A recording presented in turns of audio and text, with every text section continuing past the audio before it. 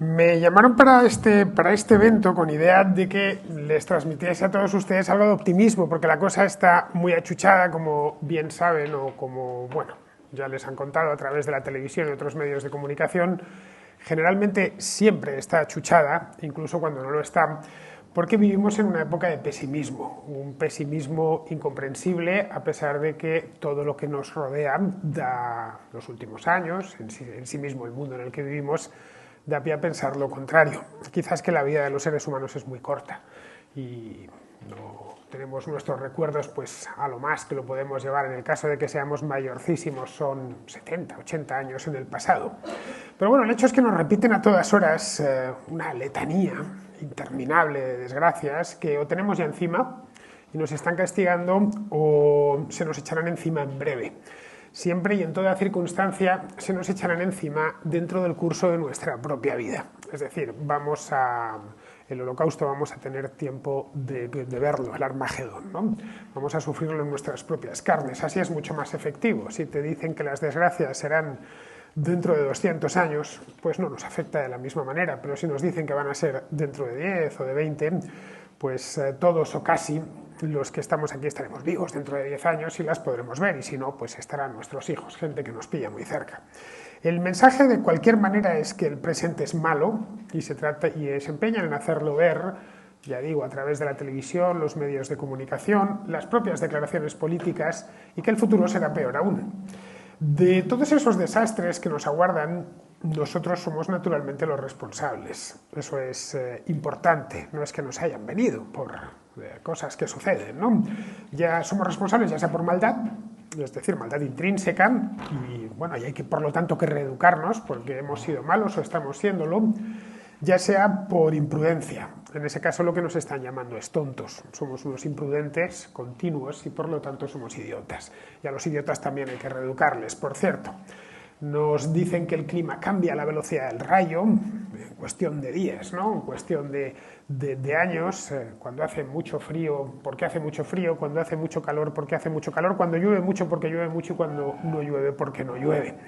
Nos dicen que nos achicharraremos, que el nivel del mar pues subirá, negando las ciudades costeras, que Venecia nos tendremos que despedir de ella en cuestión de no meses, pero sí unos pocos años, que no se podrá esquiar en las montañas, que, bueno, que la pobreza va a más, que hay más pobres que nunca y que el mundo es un lugar violento e inseguro.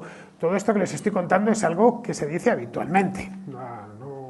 Lo podemos encontrar con un vistazo somero a cualquier periódico, a cualquier informativo, no digamos ya si nos metemos en el género documental, ¿no? Que son especialmente pesimistas. Luego, para colmo de males, la realidad se ha empeñado en no darles la razón, pero sí al menos apuntalar su relato. Se han presentado tres desgracias en cadena, que por supuesto no esperábamos. La primera, desgracias reales. La primera fue la pandemia de COVID, que ya felizmente está concluyendo. La segunda, la crisis económica mundial que estamos padeciendo en estos momentos, con su corolario de inflación, problemas de suministro, carestía en las materias primas. Y por último, la guerra de Ucrania, que empezó hace poco más de un año y que nadie sabe realmente cuándo va a acabar esto. Estas tres, como digo, se emplean para apuntalar ese relato, ¿no? Ese panorama pesimista general que están difundiendo a prácticamente todas horas. Es algo que a los políticos les gusta y les viene bien porque así pueden presentarse como salvadores. Al político el papel de salvador, de Superman, es algo que le gusta ejercer, especialmente en periodo electoral. Y ya de paso disparar el gasto público, que, bueno, todos deseamos gastar el dinero que no es nuestro, ¿no? Y el negocio de los políticos consiste en ese mismo, en gastar el dinero que no es nuestro. Que todo vaya mal o que todo vaya a ir mal es una excusa perfecta para gastar el dinero ajeno. Los medios de comunicación se apuntan entusiastas a reproducir este apocalipsis por varias razones. Un apocalipsis que es inminente, que tampoco es que vaya a ser como el apocalipsis de San Juan, que la segunda venida iba a llegar, pero no sabían cuándo, ¿no? En este caso nos ponen incluso hasta fecha. Les falta decirnos el día de la semana y el mes concreto en el que va a suceder. Porque las buenas noticias nunca fueron noticias. Hay un adagio entre los periodistas estadounidenses que dice no news, good news, es decir, si no hay noticias, simplemente es que son buenas noticias y por lo tanto no se tiene por qué dar esa noticia porque es buena. eso que se dice en España de si un perro muerde a un hombre no es noticia, pero si un hombre muerde a un perro sí que lo es y saldría en la portada del periódico. Por lo tanto, las malas noticias son siempre noticia y luego muchos de esos medios dependen directamente de los gobiernos y por lo tanto pues mantienen así el relato oficial, aportándole cierto reporterismo y frescura y sobre todo pesadez, es decir, mucha insistencia. Las ONGs operan del mismo modo, exactamente. Muchas de ellas viven precisamente de que haya desgracias. Nada más. Una ONG que se preocupa de la pobreza, que está bien que exista, va a tener siempre un interés en que haya pobres, porque eso, sobre todo si la ONG la han ido más allá de la caridad y lo han convertido en un negocio, va a procurar que siempre haya un suministro continuo de pobres para garantizar su existencia. Cuando se les acusa de cenizos, cosa pues yo por lo menos lo hago siempre que puedo, ellos arguyen que lo suyo no solo es cierto, sino que además son necesarios porque son la conciencia crítica de la sociedad y que toda sociedad necesita pensar de manera crítica y necesita esa conciencia crítica, como en el pasado eran los flagelantes que caminaban por las ciudades azotándose la espalda, eran necesarios porque contribuían un poco a la salvación de todos. En nuestra época son ellos, son la conciencia crítica, o al menos eso es lo que tratan de transmitirnos. El hecho es que, más que conciencia crítica, yo diría que es conciencia pesimista de la sociedad, porque crítica, que es una palabra polisémica, tiene muchas acepciones en castellano. En su novena acepción, me la he apuntado, se define como juicio expresado generalmente de manera pública sobre un espectáculo, una obra artística, etc. En fin, todos hemos leído o oído alguna crítica cinematográfica o literaria y no siempre son negativas. A menudo, de hecho, son muy positivas y la mayor parte tratan de ser ecuánimes. Es cuando seguimos a un crítico no porque le parezcan mal todas las películas o todos los libros, sino porque los mira de manera ecuánime. Un juicio sobre el estado de nuestro mundo, una crítica, en definitiva, debería ser o aspirar a ser lo más ecuánime posible, pero rara vez lo es.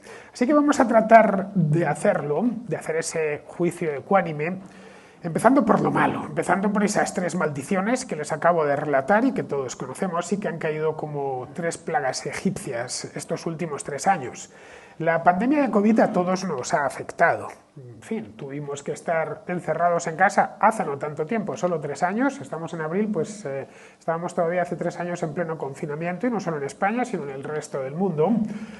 El que más y el que menos lo ha contraído, yo desde luego lo he contraído y creo que prácticamente todo el mundo, y algunos incluso han perdido a un ser querido. No es la primera vez que nuestra especie tiene que vérselas con un virus o con una bacteria, es decir, con un agente patógeno, ¿no? Al contrario, eso es lo habitual. Nuestros antepasados siempre han librado una batalla contra los agentes patógenos y se los han llevado por miles de millones a lo largo de la historia. En ocasiones los encontronazos con estos virus o con estas bacterias o con los parásitos, que también son muy dañinos. Lugares del tercer mundo, como el centro de África, lo saben bien. Algunas veces estos encontronazos fueron catastróficos. En el caso de la bacteria Yersinia pestis, que fue la que ocasionó la peste negra ya por el siglo XIV, mediados del siglo XIV, esa bacteria, bueno, muchas como ella, acabaron con la mitad de la población europea. En algunos lugares, en algunas comarcas de la propia España, la Corona de Aragón especialmente, también Italia, afectó a prácticamente toda Europa. Llegaron a desaparecer pueblos enteros, comarcas enteras en las que había muerto todo el mundo, prácticamente todo el mundo. Si nos vamos más hacia atrás, hasta el siglo VI de nuestra era, y no es mucho lo que sabemos, pero sí lo suficiente para hacernos una idea del descalabro. La plaga de Justiniano, se llama así porque era el emperador de Bizancio en aquel momento, solo en Constantinopla acabó con el 40% de la población en tiempo récord. Imaginemos que ahora la ciudad de Valladolid, donde estamos, o Madrid, o Barcelona, o cualquier otra ciudad española, de pronto, en cuestión de un año, pierde el 40% de la población, casi la mitad. Directamente no podríamos ni soportarlo, pero nuestros antepasados lo hicieron, es más, lo reconstruyeron todo. Se perdieron cosechas, tanto en la peste negra como en cualquiera de las plagas que azotaron a nuestros antepasados. Y la pérdida de cosechas trajo hambre y el hambre trajo otras enfermedades. El refrán es el que las desgracias nunca vienen solas, es un pedacito de sabiduría ancestral que nos han regalado nuestros padres y abuelos, porque era cierto, las desgracias rara vez solían venir solas. Después de una epidemia solía venir el hambre y después del hambre, a veces, a menudo, empalmaba eso con otra epidemia y solían venir las guerras porque no abundaban los recursos y los que quedaban vivos se peleaban por ellos. Pero acerquémonos en el tiempo. Estamos hablando del siglo VI, del siglo XIV, nos pilla un poco lejos, es verdad. Es cierto, es un mundo muy distinto, el del siglo XIV al mundo contemporáneo, el mundo de los siglos XX o XXI. Vamos a la gripe del 18, hace apenas 100 años, la mal llamada gripe española, que surgió no en España, sino en España es donde se informó por primera vez de ella, porque España no era un país neutral en la Primera Guerra Mundial, pero surgió al parecer en las trincheras del frente occidental al final, ya los últimos meses de la Primera Guerra Mundial. La gripe del 18 mató entre 40 y 50 millones de personas. Y esto sí lo tenemos bien documentado, a diferencia de estas plagas antiguas, como la de Justiniano o la peste bubónica de mediados del siglo XIV. 40-50 millones de personas entre 1918 y 1920, es decir, esos 3 años.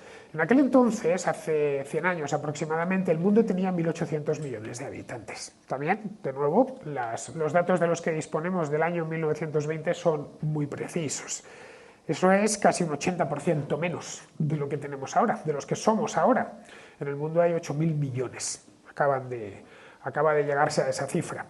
40 a 50 millones de personas sobre una población de 1.800 millones no debió parecerles mucho. No sucedió con la gripe del 18 lo que había sucedido con la peste negra del año 1350. Y evidentemente lo comparaban con lo que habían sido las epidemias hasta ese momento. Pues bien, las epidemias del mundo preindustrial no las tenemos muy bien documentadas, pero podemos imaginarnos. Las del mundo industrial ya sí que tenemos unas cifras mucho más exactas. Pues bien, si nos venimos ya al momento presente, según datos oficiales de los propios gobiernos, sumados todos los del mundo, la pandemia de COVID ha dejado hasta la fecha, hasta ayer que lo miré, 6.845.000 víctimas mortales en todo el mundo. La gripe del 18 produjo entre 40 y 50 millones de víctimas mortales en un mundo con un 80% menos de población, en un mundo el nuestro de 8.000 millones de habitantes. Evidentemente cada muerte es una tragedia, eso es indiscutible, pero creo que estaremos de acuerdo en que hemos mejorado algo, desde tiempos de Justiniano, por supuesto, pero también desde la gripe del 18, y ha pasado solo un siglo. En el año 1918 mis abuelos ya habían nacido, estamos a apenas 2-3 generaciones de aquello. Hemos mejorado muchísimo en prácticamente todo. La pandemia no ha traído pérdidas de cosechas. Al contrario, estábamos todos encerrados en casa, pero no se iba la luz, la televisión funcionaba y bajábamos al supermercado y estaba lleno de productos. Es la primera vez que una pandemia mundial hace que la gente no se muera de hambre después. Al contrario, la cosecha de trigo de 2020-2021, los 2 años peores de la pandemia, fue de la cosecha de trigo mundial, de 774 millones de toneladas. Fue la segunda mayor de la historia. La mayor de la historia fue la del año pasado, la de 2021-2022, con 779 millones de toneladas. Y este año se espera una incluso mejor con la guerra de Ucrania iniciada. Es decir, estamos produciendo más trigo que nunca. El trigo es el cereal principal.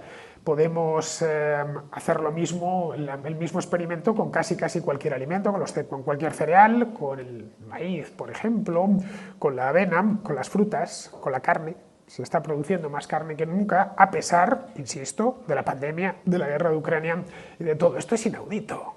Nunca antes había sucedido. Estamos sometidos a una guerra, estamos sometidos a una pandemia, pero a pesar de todo la gente, primero, no se muere como solía morirse y además se produce más que nunca. Esto no es magia, evidentemente, aunque a nuestros antepasados se lo parecería. ¿Cómo es posible? ¿No os morís? ¿Que habéis hecho un pacto con el diablo o algo así? ¿Cómo puede ser que no solo nos morís, sino que además vuestros campos producen cada vez más?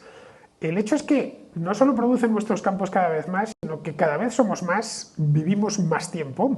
La esperanza de vida media en países como España supera los 85 años. 85 años en el siglo XIX, no me voy al siglo VI, era una edad provecta a la que llegaba muy poca gente, realmente muy poca gente. Hoy es común encontrarse con octogenarios. Tenemos además mejor salud, llegamos a los 85 años por regla general de una manera muy buena, no estamos, en fin, no llegamos sin dientes, medio ciegos, con problemas de movilidad. Evidentemente hay gente que lo llega, pero no es lo habitual. No hay más que salir a la calle y verlo con nuestros propios ojos. Tenemos además una dieta infinitamente más rica, comemos más, pero sobre todo comemos mejor de lo que hacían nuestros antepasados cercanos, estoy hablando de nuestros abuelos o bisabuelos. Y todo esto se lo debemos no a la magia, sino se lo debemos a una combinación de división de trabajo, mercados abiertos y una apuesta por la inventiva y el ingenio y la innovación continua. Lo que Francisco nos contaba hace un momento en su ponencia, ¿no?, de todos los avances que se han producido hace poco y que se seguirán produciendo a lo largo de los próximos años, de los próximos 10 o 20 años. Claro, somos muchos y eso significa que hay mucha gente pensando en el modo de resolver problemas. Que haya mucha población es una bendición, no es una maldición, como dicen los catastrofistas. No existe nada parecido a una crisis demográfica, todo lo contrario. Cuantos más seamos, más gente habrá pensando, más gente habrá actuando. El drama de las sociedades humanas es cuando son pocos, no cuando son muchos. Y por fortuna, en el planeta Tierra cada vez somos más.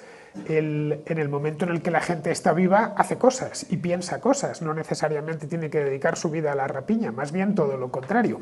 Estas soluciones que encuentran algunos, los más ingeniosos, permiten que, bueno, pues que nuestra vida sea más fácil, infinitamente más fácil, que sea más prolongada y que sea más saludable. El hombre más rico del siglo XVI, seguramente habrán oído ustedes el nombre, era un alemán llamado Anton Fugger, en español Fúcar.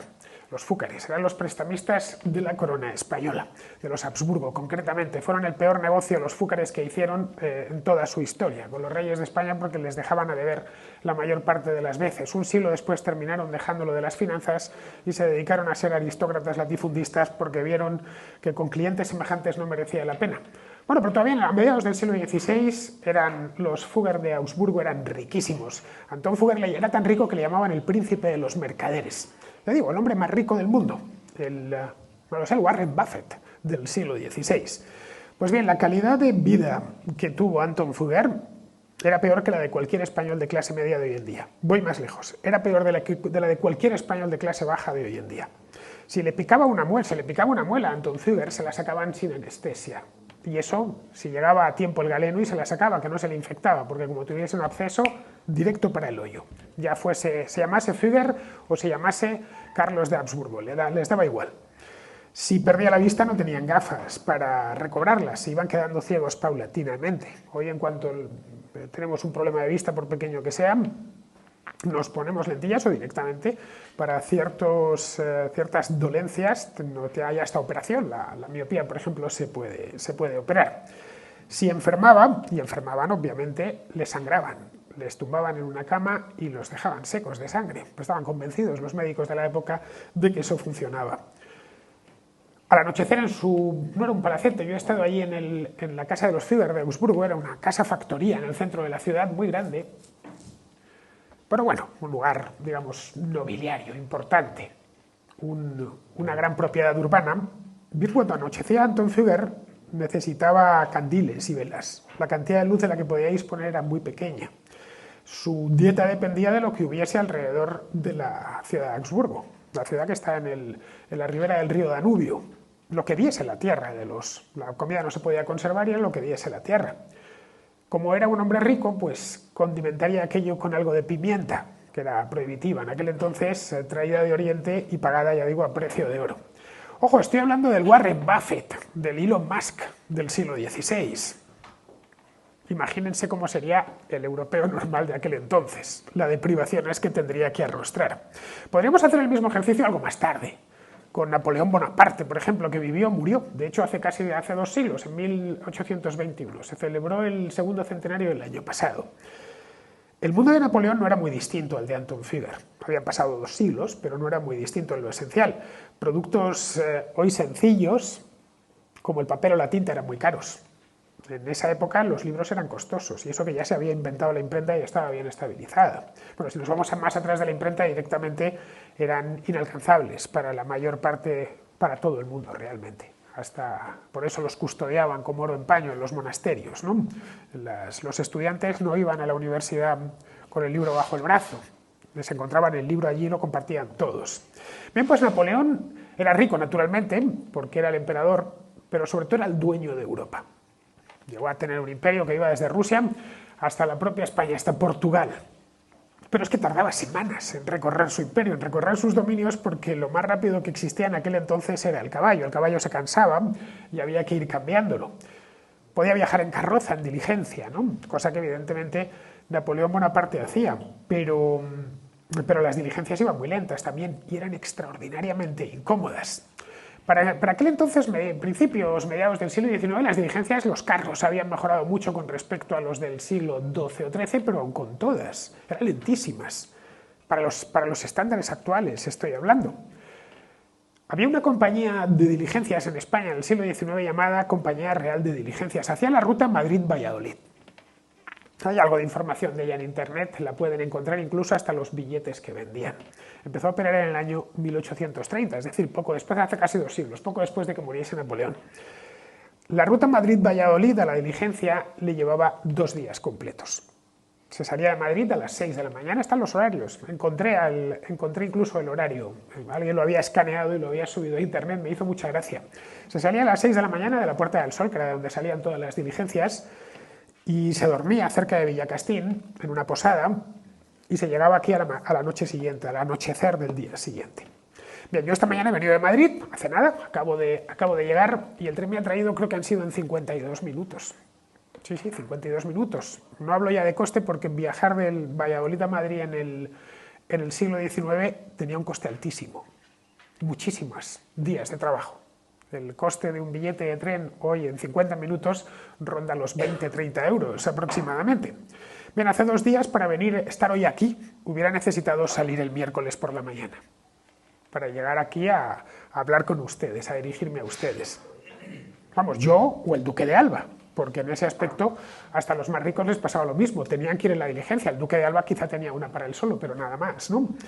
Desde los tiempos de Napoleón hasta el momento presente, 2 siglos estamos hablando, no es mucho tiempo, la población mundial se ha multiplicado por 8, la renta per cápita se ha multiplicado por 10 y la esperanza de vida se ha multiplicado por 2. En aquel entonces era de en torno a unos 40 años, sí, la esperanza de vida de 40 años y hoy es más de 80. Más de 80 en todo el mundo desarrollado, pero es que en el tercer mundo ronda los 60 años, algo también inaudito. Solo en España, entre el regreso de Fernando VII en 1814 y la actualidad, la población se ha multiplicado por 5 y el PIB del país se ha multiplicado por 90, desde el año 1814 hasta el momento presente. Podríamos pensar que esta mejora solo se ha dado en países ricos. No olvidemos que nuestro país fue muy pobre hasta los años 60, así que nos incorporamos al club de los países ricos hace relativamente poco más de medio siglo. Pero bueno, incluyamos a España dentro de los países ricos desde los orígenes, aunque no sería del todo cierto. Quedémonos solo con la imagen del tercer mundo. Pero no, es que ahí es donde más han mejorado las cosas. Donde más se ha notado, por ejemplo, el descenso de la mortalidad infantil ha sido en el tercer mundo, o el crecimiento de la esperanza de vida, o en sí la mejora de las condiciones de vida. Se ha notado más en los 2 últimos siglos en el África subsahariana que en Centroeuropa o en la Europa mediterránea. La cantidad de bienes y servicios que pueden adquirir los africanos o la gente del sudeste asiático es mayor hoy, pero muchísimo mayor hoy, en comparación. Bueno, por supuesto que hace un siglo, pero sobre todo su crecimiento ha sido mayor que el nuestro, en definitiva. Tomemos el caso de Sudán del Sur, que es uno de los países más pobres del mundo. País recién nacido. Se separó de Sudán del Norte hace unos pocos años. En 1960, en Sudán del Sur, la esperanza de vida era de 28 años. Sí, 28 años. Hoy es de 56, es decir, que la han duplicado en 60 años. No les ha hecho falta más, insisto, en uno de los países más pobres del mundo. País machacado por las guerras, las enfermedades, etcétera, pero con todas han casi duplicado, más que duplicado, la esperanza de vida. Lo mismo podríamos decir de la mortalidad infantil, que hoy ni siquiera la metemos en la ecuación porque pensamos que eso no existe. La mortalidad infantil fue el flagelo de las familias y especialmente de las mujeres durante toda la historia de la humanidad. A menudo, además, los niños se llevaban a las madres. Al nacer morían la madre y el niño. Hace 2 siglos, en tiempos de Napoleón, el 45% de los niños europeos morían antes de cumplir los 5 años. Es decir, básicamente se enterraban niños. El 45%, prácticamente la mitad. Hoy en todo el mundo, incluyendo a Sudán del Sur y a los países más pobres, es inferior al 4%. Y en España es del 0,3%. Es decir, no solemos tener en cuenta la mortalidad infantil porque prácticamente la hemos erradicado. Bueno, en buena medida tenemos menos niños porque afortunadamente los niños no se mueren. Pero nuestras abuelas, bisabuelas, tatarabuelas tuvieron todas que enterrar a sus hijos. Hoy es impensable. De hecho, cuando conocemos a alguien que se le ha muerto un hijo, se nos encoge el corazón, porque es algo tan poco habitual que no puede más que encogérsenos el corazón. Pero era lo normal. Nuestra especie vivió con ello durante cientos, durante miles de años. La alimentación ha mejorado hasta un extremo que a veces no nos podemos ni imaginar. Ha bajado de precio, además. Tenemos acceso a mucha más comida y mucha mejor comida por una fracción del precio que pagaban nuestros antepasados por ello, que básicamente trabajaban para comer. No había otra cosa. Tanto que hoy nuestro principal problema es controlar el sobrepeso, no controlar la desnutrición, que fue lo habitual durante miles de años. La gente pasaba hambre. Hoy tenemos que provocarnos un poquito de hambre a propósito para mantener la línea o para estar algo más saludables. Comemos y bebemos productos traídos del otro lado del mundo a un precio irrisorio. Bueno, yo mismo esta mañana me he levantado en Madrid, me he tomado un plátano traído de Costa Rica, un kiwi traído de Chile y un café seguramente colombiano. Y si no era colombiano sería hondureño, seguramente de Centroamérica. Así, nada, mientras desayunaba en casa. Le he puesto luego un terrón de azúcar que provenía de la isla de Mauricio. Eso, como he hecho yo, hace mucha gente todas las mañanas. La isla de Mauricio está en el Océano Índico, es decir, realmente lejos de aquí. De nuevo, nuestros antepasados pensarían que eso es cosa de brujería, que cómo es posible que haya metido tantas cosas un tipo de clase media. Deprisa, y he salido para pillar el tren en la estación de Chamartín. Bueno, lo mismo sucede con la cantidad de espacio disponible para vivir. Nos hacen creer que vivimos hacinados y en pésimas condiciones de vida. Pero no es así, hacinados vivían nuestros antepasados, porque construir casas era extremadamente caro. Por eso los ricos, que de poco podían presumir, se hacían palacios. Era con la ropa, era con lo poco que podían presumir.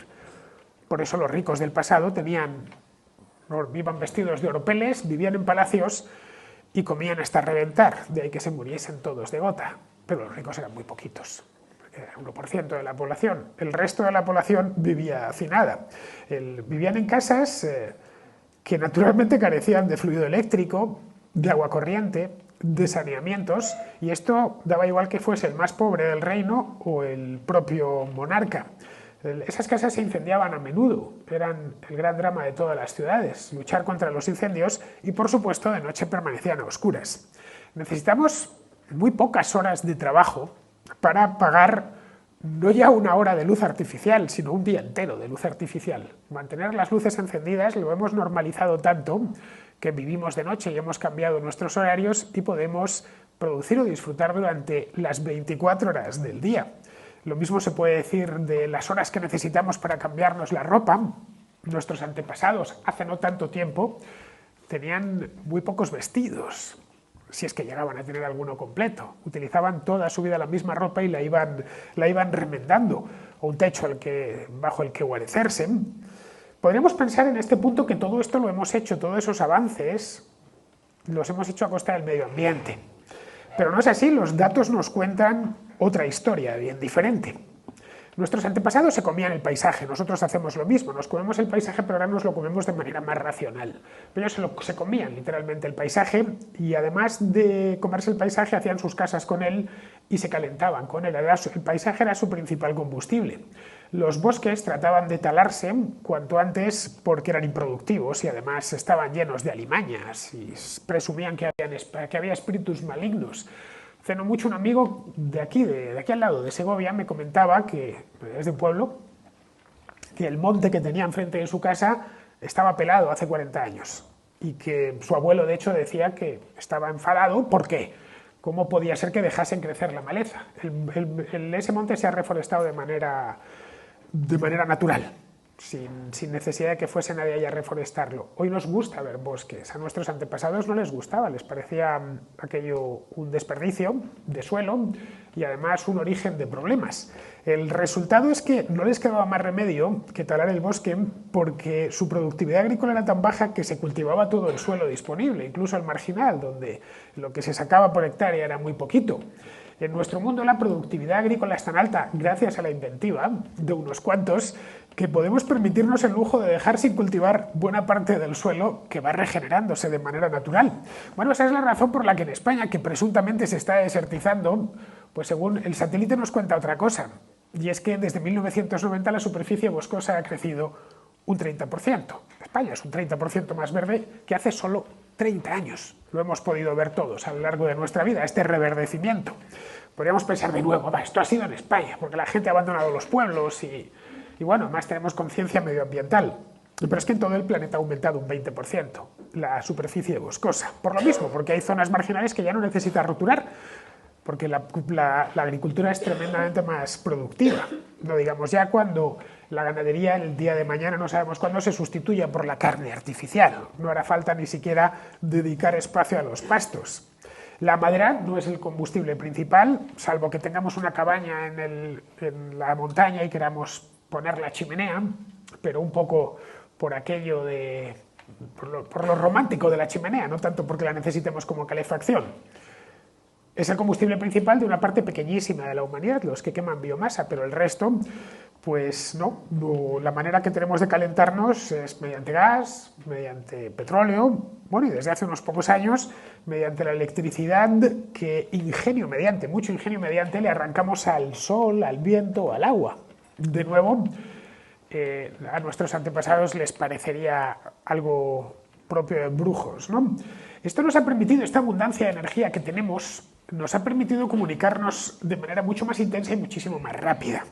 Cualquier adolescente español, crío de 15 años, ha viajado más en cantidad de días y lejos, por supuesto, de lo que lo hizo Anton Fugger en el siglo XVI. Un adolescente estoy hablando, ¿eh? No digamos ya una persona adulta que por infinidad de razones probablemente haya recorrido, no, sino todo el mundo, desde luego toda Europa. Disponer de energía abundante y de conocimiento nos ha ayudado además a prevenir catástrofes, las catástrofes naturales que se llevaron por delante la vida de nuestros semejantes de manera recurrente pues durante siglos y siglos. Las inundaciones, los terremotos, las erupciones volcánicas siguen reclamándose vidas en algunas partes del mundo, pero muchas menos que hace 100 o 200 años. Si vemos el terremoto más mortífero de la historia, la erupción volcánica más mortífera de la historia, siempre nos vamos a tener que ir a principios del siglo XX o al siglo XIX. Antes de eso directamente no lo tenemos ni documentado. En España tuvimos en la isla de La Palma una erupción volcánica poderosa de 3 meses de duración hace poco más de un año. El número de muertos fue 0. Hubo desperfectos, evidentemente, y por cierto, veía el otro día un reportaje, están reconstruyendo los palmeros su isla a toda velocidad. Pero insisto, el número de muertos 0. Una erupción semejante hace 100 años no hubiera dejado 0 víctimas. De eso estoy completamente convencido. Bien, esto nos da ciertas garantías, estas habilidades que ha desarrollado nuestra especie para combatir el infortunio, sobre todo el infortunio climático, nos da ciertas garantías frente a futuros cambios del clima, porque el clima va a cambiar, ya sea por nuestra culpa o de manera natural, el clima va a cambiar. Y nosotros querremos seguir aquí, si no somos nosotros, serán nuestros descendientes. Bien, si disponen de tecnología y de capital, podrán sobrevivir. Si no tienen ni una cosa ni la otra, fenecerán como fenecieron nuestros antepasados. El hecho mismo de que la tecnología es importante y el capital es importante es algo que no suelen tener en cuenta los del relato catastrofista, que al contrario dicen que la tecnología nos está haciendo daño, nos está deshumanizando. Es un cuento que se oye bastante a menudo, que no deberíamos tener teléfono móvil. que no deberíamos coger tanto el coche, porque, bueno, o ir en avión directamente, que eso es un disparate, que tiene unos costes y que además, con lo bien que se está al lado de casa, que la vida más sencilla es la vida mejor, no lo dudo, las cosas sencillas siempre son buenas, pero la tecnología muchas veces es de sencillez, nos hace la vida mucho más sencilla de lo que era antiguamente. Toda esta energía que tenemos y esta tecnología, de la que tantos abjuran, nos ha permitido no solo tener vidas más largas, más saludables, nos ha permitido tener vidas más interesantes y completas, muchísimo más interesantes y mucho más completas que la de nuestros antepasados. Venía en el tren ahora escuchando con los auriculares una sonata de Beethoven como si tuviese al pianista al lado, tal cual. Mientras lo hacía, leía las noticias del día en el iPad y respondía a algunos correos. Eso a mi abuelo, que nació en 1917, le hubiese parecido, bueno, le hubiese dejado boquiabierto todas esas cosas que iba haciendo. Yo no soy un millonario, soy un español medio. Lo mismo que he hecho yo esta mañana, lo han hecho millones de personas a lo largo de todo el mundo. Podríamos pensar en este punto que lo del progreso es indudable. Quien lo ponga en duda realmente es que atenta contra la verdad, pero que a partir de ahora todo va cuesta abajo. Que va a ir cuesta abajo porque es inevitable que vaya. El relato pesimista parte de ahí. Sí, las cosas no han ido mal, pero van a empezar a ir mal ahora. No aportan, de hecho, ninguna prueba porque no pueden tener pruebas del futuro. El futuro no podemos conocerlo. Es decir, no sabemos lo que ocurrirá. Es imposible saber el futuro. Pero todo indica que, salvo que nos volvamos locos y empecemos a tirarnos bombas nucleares o no sé, nos invadan los alienígenas, es decir, elementos que escapan de nuestro control, o una llamarada del Sol, una tormenta solar masiva arrasa nuestro planeta, que por poder suceder podría suceder, según tengo entendido. Es poco probable, eso sí. A no ser que nos suceda una cosa de estas, todo indica que el progreso continuará en los años venideros. Lo que no sabemos es el ritmo al que crecerá nuestra especie, pero lo que lo haremos es seguro. El relato catastrofista, por lo tanto, es falaz y además es interesado. Si una familia que viene de la pobreza más abyecta, ha conseguido, después de esfuerzo y trabajo e ingenio, labrarse una fortuna, sería injusto e incomprensible que esa misma familia, los miembros de esa familia, dijesen que todo va mal. A la vista está que no va mal, os va muy bien. De hecho, mirad de dónde venís. Bien, esa es la historia de la familia humana, nos guste o no nos guste. A mí personalmente me gusta mucho, pero me consta que hay gente que no le gusta absolutamente nada. Este miércoles di una charla en un instituto de Madrid a unos chavales de 16 años. Uno de ellos me preguntó en qué época me hubiese gustado vivir, en qué época de la historia. Le dije que en esta, porque cualquier tiempo pasado fue peor, necesariamente peor, y aunque no estuve allí para verlo, sí he tratado de documentarme, de saber exactamente cómo vivían nuestros antepasados. La vida de nuestros ancestros fue las más de las veces fue breve, fue brutal y estuvo llena de privaciones que hoy no podríamos soportar más allá de 2 horas. Le respondí en definitiva con otra pregunta. Le dije, bueno, ¿por qué querría vivir en otra época? Por romántica que pueda parecer algunas épocas, como puede ser, qué sé yo, el Madrid del siglo de oro, la Roma imperial, ¿no? Si vivimos en el mejor de los mundos, en el mejor de los mundos que por lo menos nuestra especie ha conocido. Muchas gracias.